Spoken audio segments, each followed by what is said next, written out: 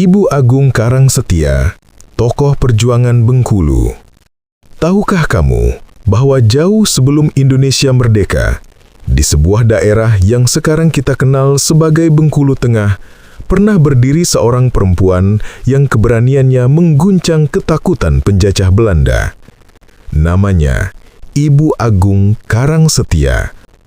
Sosok perempuan yang tidak hanya dihormati sebagai pemimpin adat, tetapi juga sebagai simbol perlawanan rakyat Bengkulu.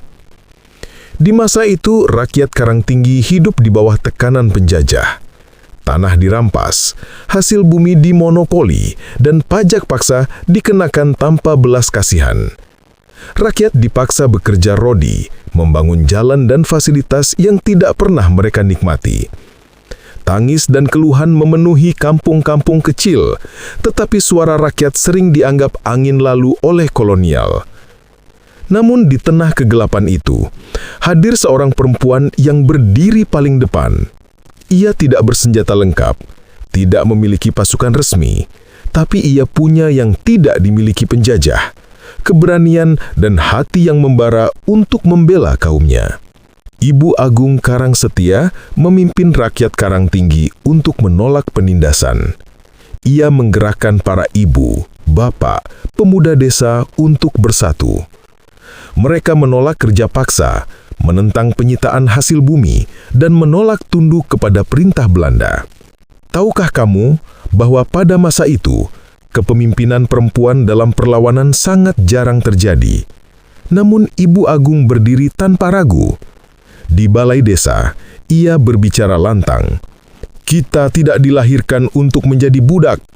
Rakyat Karangtinggi harus berdiri.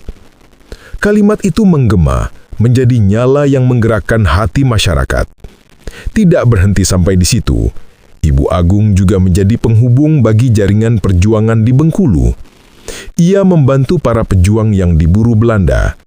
Hutan-hutan Bengkulu menjadi tempat perlindungan, tempat ia menyembunyikan para pejuang, menyiapkan makanan, memberi kabar, dan memastikan mereka tetap selamat. Setiap langkahnya diawasi, setiap gerak-geriknya dicatat oleh mata-mata kolonial. Namun ia tidak pernah mundur. Ia tahu risikonya. Ia tahu bahwa melawan penjajah berarti siap kehilangan segalanya. Tetapi baginya, kehormatan dan kebebasan rakyat jauh lebih penting daripada keselamatan pribadi. Tahukah kamu bahwa Belanda pernah mencoba menekan masyarakat Karangtinggi agar menyerahkan Ibu Agung? Namun rakyat memilih diam. Mereka melindungi pemimpin mereka sendiri. Karena bagi mereka, Ibu Agung bukan sekedar tokoh. Ia adalah bukti bahwa perempuan Bengkulu mampu berdiri setara dengan para pejuang laki-laki, bahkan memimpin mereka. Jejak perjuangannya kini hidup dalam memori masyarakat Bengkulu Tengah. Nama Ibu Agung Karangsetia diingat sebagai simbol keberanian, ketegasan, dan cinta pada tanah kelahiran. Meski namanya tidak tertulis besar dalam buku sejarah nasional, di Bengkulu, ia adalah cahaya yang tak pernah padam. Dan tahukah kamu bahwa sejarah Indonesia tidak hanya dibangun oleh tokoh-tokoh besar di atas panggung nasional, tetapi juga oleh sosok seperti Ibu Agung, pahlawan lokal yang mempertaruhkan nyawa demi martabat rakyatnya. Hari ini, kisahnya mengajarkan kita bahwa keberanian tidak selalu datang dari mereka yang memegang senjata. Kadang keberanian justru datang dari seorang perempuan sederhana yang berdiri tegak ketika yang lain memilih diam. Itulah kisah Ibu Agung Karangsetia, perempuan Bengkulu yang namanya menjadi legenda perjuangan. Semoga keberaniannya terus menginspirasi bahwa melawan ketidakadilan adalah kewajiban setiap anak bangsa.